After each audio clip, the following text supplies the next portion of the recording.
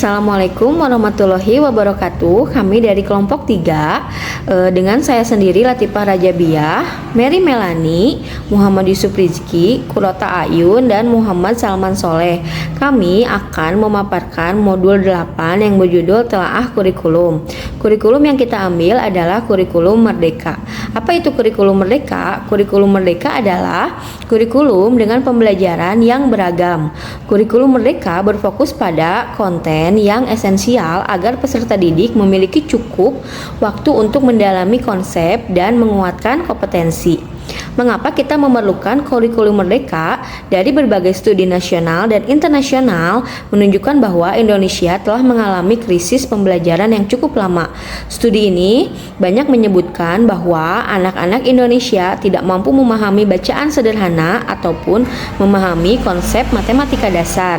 Maka dari itu, Kemendikbudristek mengembangkan kurikulum merdeka sebagai bagian penting dalam upaya memulihkan pembelajaran dari krisis yang sudah dialami.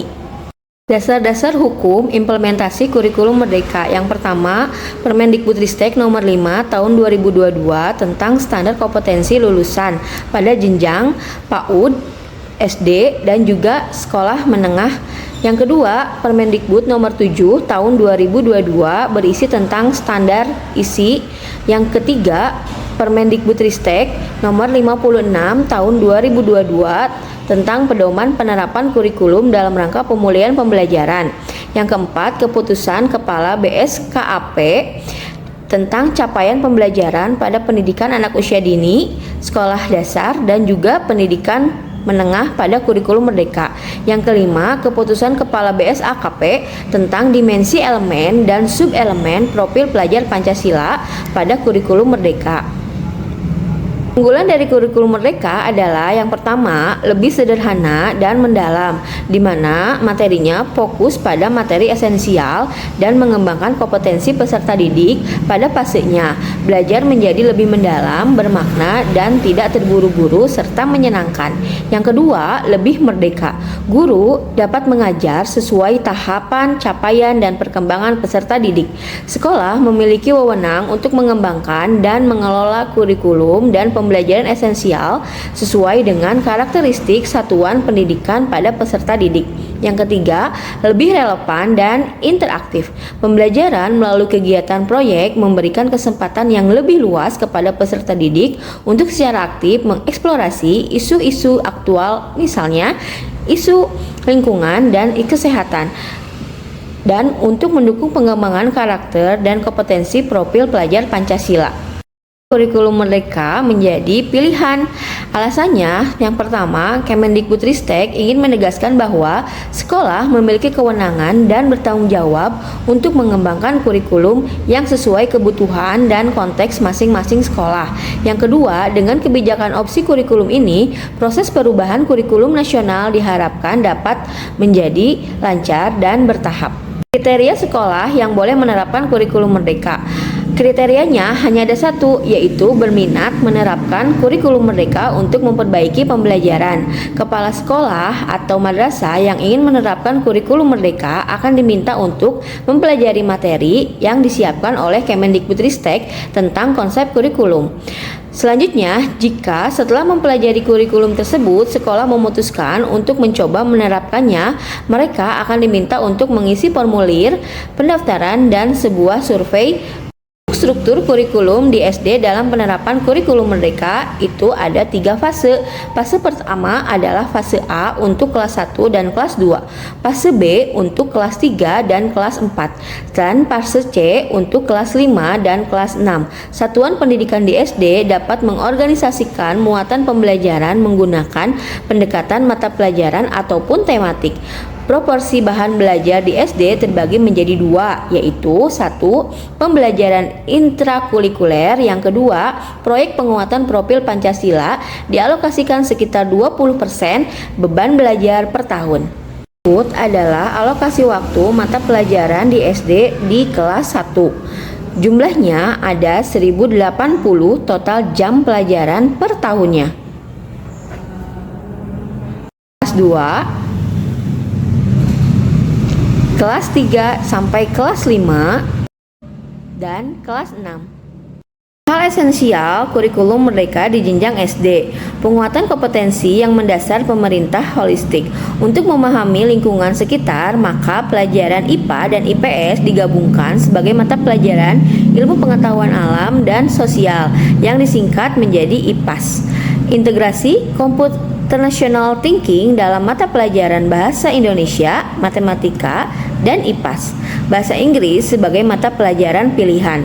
Pembelajaran berbasis proyek untuk penguatan profil pelajar Pancasila dilakukan minimal 2 kali dalam setahun satu ajaran. Pembelajaran IPA dan IPS dijadikan satu pada jenjang SD. Hal ini dikarenakan pada masa usia SD cenderung melihat segala sesuatu secara utuh dan terpadu. Penggabungan pembelajaran IPA dan IPS ini diharapkan dapat memicu anak untuk dapat mengelola lingkungan alam dan sosial dalam satu kesatuan. IPAS mulai diajarkan di fase B atau di kelas 3 untuk menguatkan kesadaran peserta didik terhadap lingkungan sekitarnya, baik dari aspek alam maupun aspek sosial. Baik, pemaparan dari saya sampai di situ akan dilanjutkan oleh teman-teman saya. Terima kasih. Assalamualaikum warahmatullahi wabarakatuh. Mengapa pelajaran IPA dan IPS dijadikan satu pada jenjang SD? Hal ini dikarenakan anak usia SD cenderung melihat segala sesuatu secara utuh dan terpadu. Penggabungan pelajaran IPA dan IPS ini diharapkan dapat memicu anak untuk dapat mengelola lingkungan alam dan sosial dalam satu kesatuan. IPAS mulai diajarkan di fase B untuk menguatkan kesadaran peserta didik terhadap lingkungan sekitarnya, baik dari aspek alam maupun aspek sosial. Sekarang kita tentang proyek penguatan profil pelajar Pancasila. Apa pentingnya proyek penguatan profil pelajar Pancasila adalah proyek penguatan profil pelajar Pancasila memberikan kesempatan kepada peserta didik untuk mengalami pengetahuan sebagai proses penguatan karakter sekaligus kesempatan untuk belajar dari lingkungan sekitarnya. Peserta didik memiliki kesempatan untuk mempelajari tema-tema atau isu penting seperti gaya hidup berkelanjutan, budaya, wirausaha, dan teknologi, sehingga murid bisa melakukan aksi nyata dalam menjawab isu-isu tersebut sesuai dengan tahapan belajar dan kebutuhannya. Proyek penguatan ini juga dapat menginspirasi peserta didik untuk memberikan kontribusi dan dampak bagi lingkungan sekitarnya. Manfaat proyek penguatan profil pelajar Pancasila bagi peserta didik. Yang pertama, memperkuat karakter dan mengembangkan kompetensi sebagai warga dunia yang aktif, berpartisipasi merencanakan pembelajaran secara aktif dan berkelanjutan, mengembangkan keterampilan, sikap dan pengetahuan yang dibutuhkan dalam mengerjakan proyek pada periode waktu tertentu. Melatih kemampuan pemecahan masalah dalam beragam situasi belajar, memperlihatkan tanggung jawab dan kepedulian terhadap isu di sekitar mereka sebagai salah satu bentuk hasil belajar, menghargai proses belajar dan bangga dengan hasil pencapaian yang telah diupayakan secara optimal.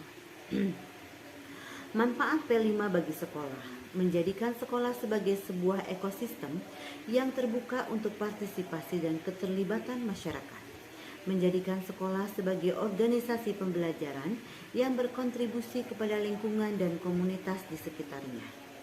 Bagi guru, P5 memberikan ruang dan waktu untuk peserta didik mengembangkan kompetensi dan memperkuat karakter serta profil pelajar Pancasila, merencanakan proses pembelajaran, proyek dengan tujuan akhir yang jelas, mengembangkan kompetensi sebagai guru yang terbuka untuk berkolaborasi dengan guru dari mata pelajaran lain untuk memperkaya hasil pembelajaran.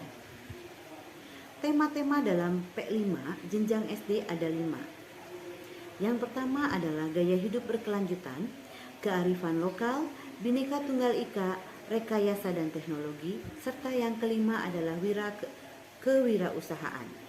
Untuk sekolah SD, wajib mengenal minimal 2 tema untuk dilaksanakan per tahun. Pemerintah daerah dan sekolah dapat mengembangkan tema menjadi topik yang lebih spesifik sesuai dengan budaya serta kondisi daerah dan sekolah. Sekolah diberikan kewenangan untuk menentukan tema yang diambil untuk dikembangkan baik untuk setiap kelas, angkatan maupun fase.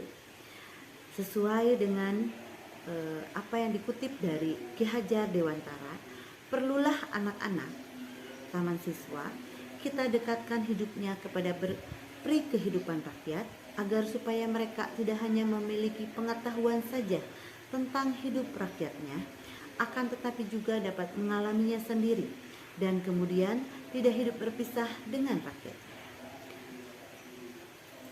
Bismillahirrahmanirrahim. Assalamualaikum warahmatullahi wabarakatuh.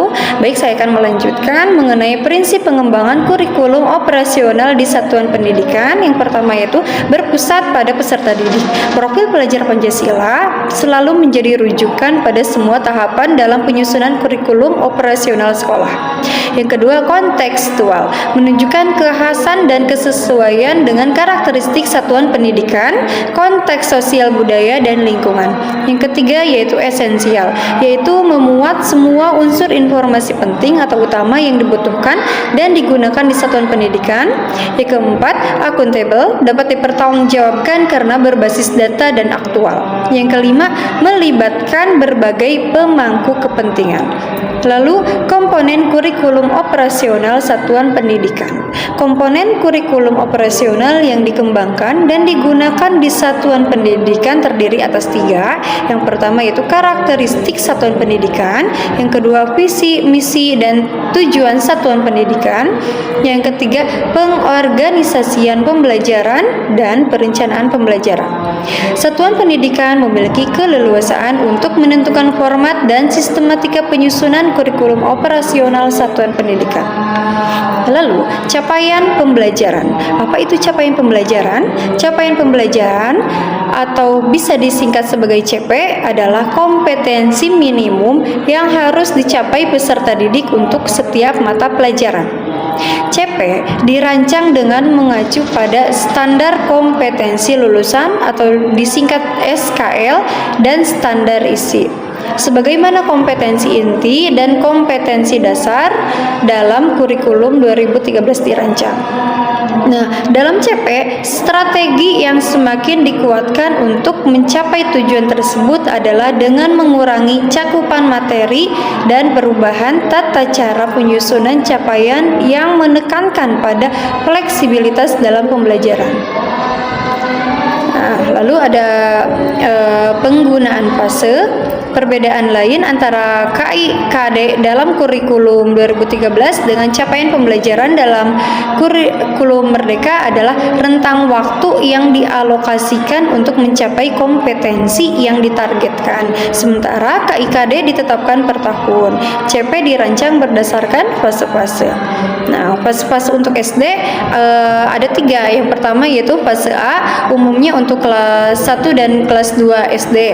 Lalu ada fase B, umumnya untuk kelas 3 dan 4 SD, dan fase C umumnya untuk kelas 5 dan kelas 6 SD.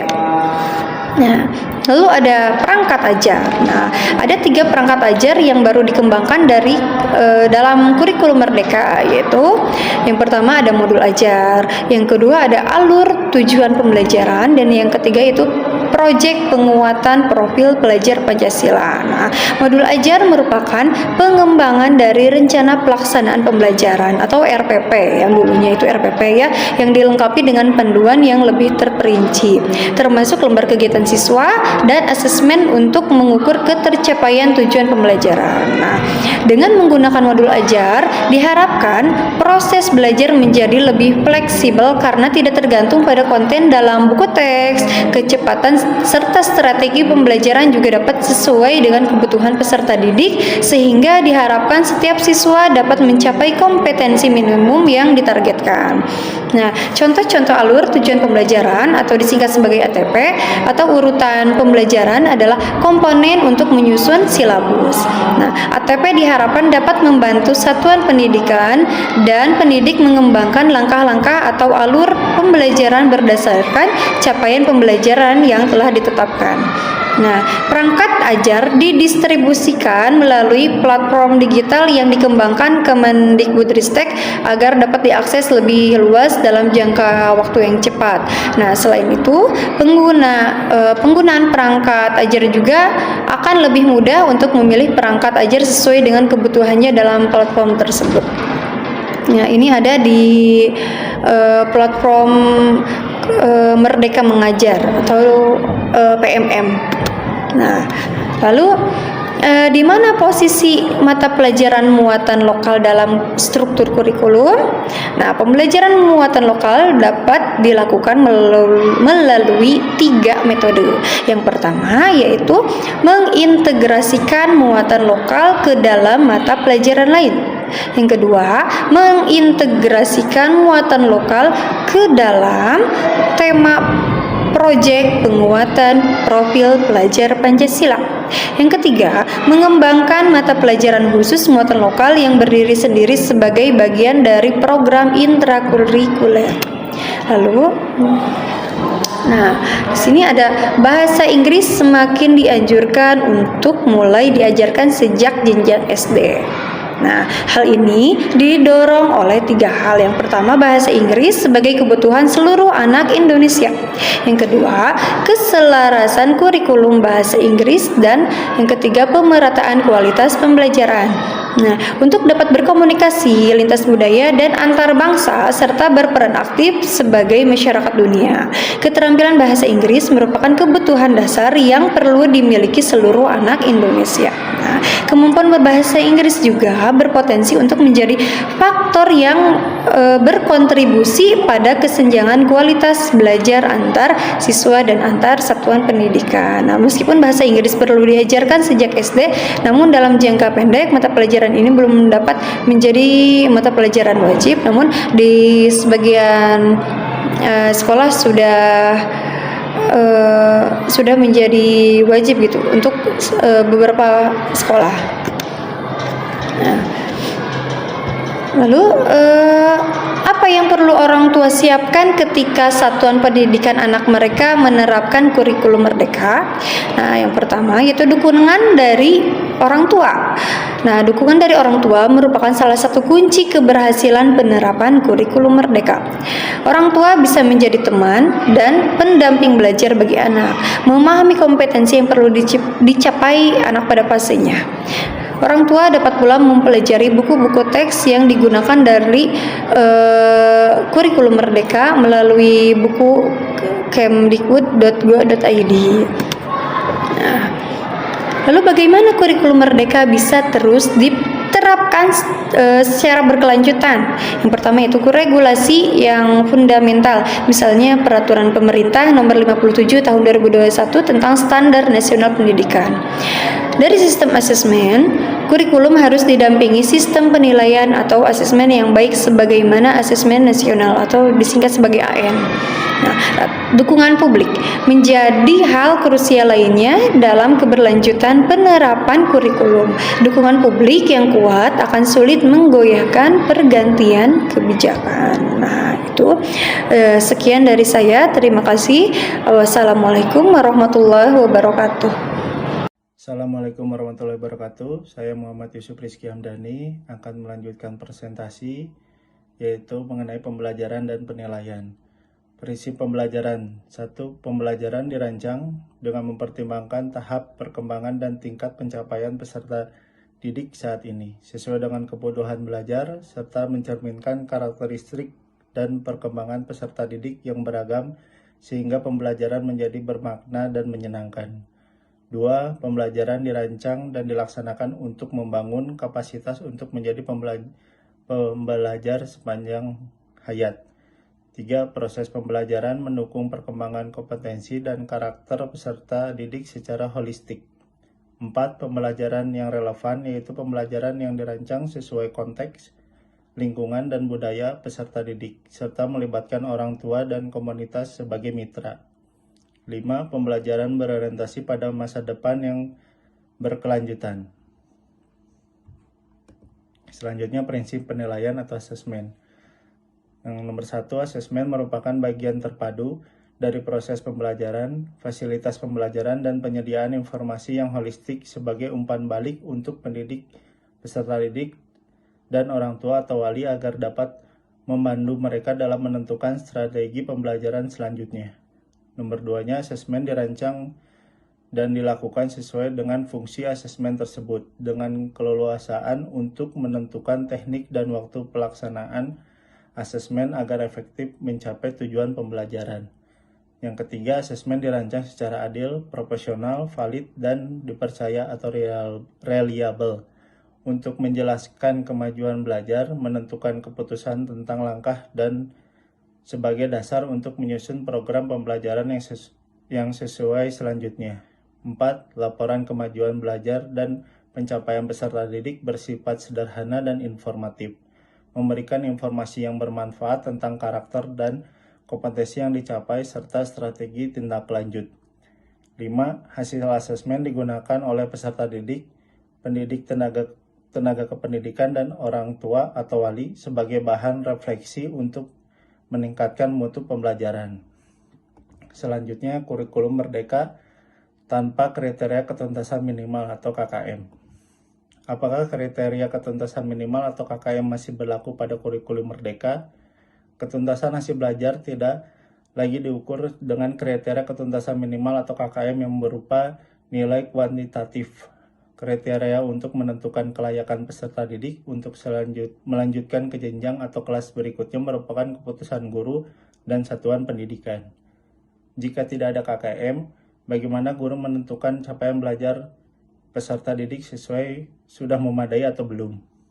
Capaian belajar diketahui dengan mengidentifikasi ketercapaian tujuan belajar.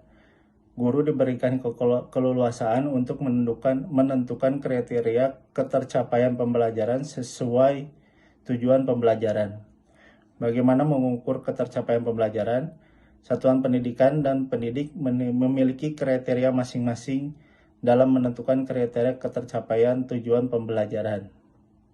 Selanjutnya akan dilanjutkan oleh rekan saya yang lain. Terima kasih, mohon maaf bila ada kekurangan. Wassalamualaikum warahmatullahi wabarakatuh. Assalamualaikum warahmatullahi wabarakatuh. Saya Muhammad Salman Soleh akan melanjutkan presentasi modul 8 yaitu mengenai pelaporan kemajuan peserta didik. Pada kurikulum merdeka, pelaporan kemajuan peserta didik yaitu meliputi satuan pendidikan menyiapkan pelaporan hasil belajar atau yang dinamakan dengan rapor. Rapor peserta didik meliputi komponen identitas peserta didik, nama satuan pendidikan, kelas, semester, mata pelajaran, nilai, deskripsi, catatan guru, presensi, dan kegiatan ekstrakurikuler. Satuan pendidikan memiliki keleluasaan untuk menentukan mekanisme dan format pelaporan hasil belajar kepada orang tua. Selanjutnya, pada satuan pendidikan dan pendidik memiliki keleluasaan untuk menentukan deskripsi dalam menjelaskan makna nilai yang diperoleh peserta didik. Pelaporan hasil belajar disampaikan sekurang-kurangnya pada setiap akhir semester. Satuan pendidikan menyampaikan rapor peserta didik secara berkala melalui e-rapor atau dalam Dapodik. Pada satuan pendidikan memiliki keleluasaan untuk menentukan kriteria kenaikan kelas dengan mempertimbangkan laporan kemajuan belajar, laporan pencapaian proyek penguatan profil pelajar Pancasila, portofolio peserta didik, prestasi akademik dan non-akademik, ekstrakurikuler, penghargaan peserta didik, dan tingkat kehadiran. Selanjutnya, satuan pendidikan dapat mengimplementasikan kurikulum merdeka secara bertahap sesuai dengan kesiapan masing-masing. Hal ini dikutip dari kajian akademik kurikulum untuk pemulihan pembelajaran oleh Puskurja. Nah, selanjutnya ada platform Merdeka Mengajar. Apa platform Merdeka Mengajar? Yaitu platform edukasi yang menjadi teman penggerak untuk guru dalam mewujudkan pelajar Pancasila dan menunjang guru untuk mengajar, belajar, dan berkarya lebih baik lagi.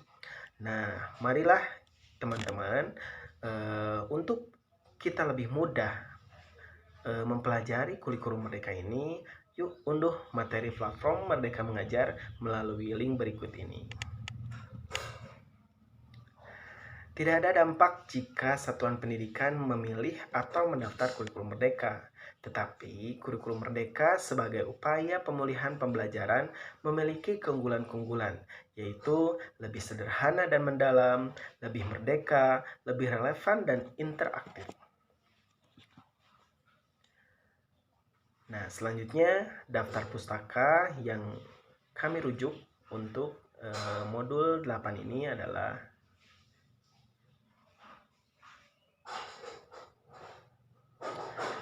begitulah presentasi dari kelompok kami, dari kelompok 3. Mohon maaf apabila banyak kekurangan. Billahi taufiq wal hidayah. Wassalamualaikum warahmatullahi wabarakatuh.